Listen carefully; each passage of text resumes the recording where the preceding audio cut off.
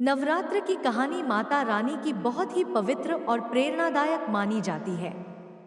यह पर्व मां दुर्गा के 9 रूपों की उपासना का प्रतीक है। कथा के अनुसार बहुत समय पहले असुर महिषासुर ने कठोर तप करके भगवान ब्रह्मा से अमरत्व का वरदान मांगा। लेकिन ब्रह्मा जी ने कहा कि अमरत्व देना संभव नहीं है, वह किसी न किसी के हाथ से मरेगा। तब महिषासुर ने वरदान मांगा कि उसका वध केवल किसी स्त्री के हाथों से हो। वह सोचता था कि स्त्रियां कमजोर होती हैं और कोई स्त्री उसका वध नहीं कर पाएगी। वरदान मिलने के बाद महिषासुर ने तीनों लोकों में आतंक मचाना शुरू कर दिया। देवताओं को स्वर्गलोक से निकाल दिया। धरती और पाताल पर भी उसने अपना अधिपत्य जमा लिया। सभी देवता बहुत दुखी हुए और भगवान विष्णु, शिव और ब्रह्मा सहित सब देवताओं ने अपनी शक्तियां मिलाकर एक तेजस्विनी देवी की रचना की। इसी शक्ति से मां दुर्गा प्रकट हुई। मां दुर्गा ने पर्वतराज हिमालय की गुफाओं में बैठकर 9 दिनों तक महिषासुर और उसके दानवों से युद्ध किया। हर दिन मां ने अपने अलग अलग रूप धारण कर दानवों का वध किया। पहले दिन शैलपुत्री, दूसरे दिन ब्रह्मचारिणी, तीसरे दिन चंद्रघंटा, चौथे दिन कूष्मांडा, पांचवें दिन स्कंदमाता, छठे दिन कात्यायनी, सातवें दिन कालरात्रि, आठवें दिन महागौरी, नौवें दिन सिद्धिदात्री के रूप में माता ने असुरों का संहार किया। 10वें दिन, जिसे विजयादशमी कहते हैं, माता दुर्गा ने महिषासुर का वध कर देवताओं और सभी लोगों को उसके आतंक से मुक्त कराया। इसीलिए नवरात्र के 9 दिन माता रानी के 9 स्वरूपों की पूजा की जाती है और 10वें दिन विजय का पर्व मनाया जाता है। यही नवरात्र की मुख्य कथा है, जो हमें सिखाती है कि धैर्य, विश्वास और भक्ति से बुराई पर अच्छाई की जीत निश्चित है। क्या आप चाहेंगे कि मैं आपको नवरात्र की यह कथा बच्चों के लिए आसान और मजेदार अंदाज में भी लिख दूं? जी हाँ, अब मैं आपको नवरात्र की मुख्य कथा के आगे का विस्तार बताता हूँ, जो अलग अलग क्षेत्रों और पुराणों में भी सुनाई जाती है। महिषासुर वध के बाद मां दुर्गा ने जब महिषासुर का वध किया, तब समस्त देवताओं ने प्रसन्न होकर माता की स्तुति की। उन्होंने मां को महिषासुर मर्दिनी कहा।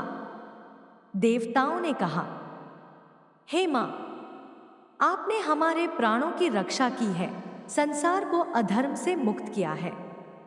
हम सब सदैव आपका पूजन करेंगे। मां ने आशीर्वाद दिया, जब जब धरती पर अधर्म बढ़ेगा और दानव लोग प्रजा को सताएंगे, तब तब मैं विभिन्न रूपों में जन्म लेकर धर्म और भक्तों की रक्षा करूंगी। शुंभ निशुंभ की कथा। महिषासुर के बाद शुंभ और निशुंभ नामक 2 असुरों ने देवताओं को पुनः परेशान करना शुरू किया। उन्हें भी यह घमंड था कि कोई स्त्री उन्हें पराजित नहीं कर सकती। तब देवी पार्वती के तेज से एक और शक्ति उत्पन्न हुई, जिसे कात्यायनी कहा गया। उन्होंने अपनी सेना के साथ शुंभ निशुंभ और उनके असुर सेनापतियों का वध किया। इस युद्ध में मां ने चामुंडा, काली, वैष्णवी, महेश्वरी आदि अनेक रूप धारण कर दानवों का संहार किया। इसी कारण बहुत समय पहले तीनों लोकों में संतुलन था। देवता अपने अपने लोकों में धर्म पालन कर रहे थे और मानव अपने कर्मों से जीवन का निर्वाह कर रहे थे।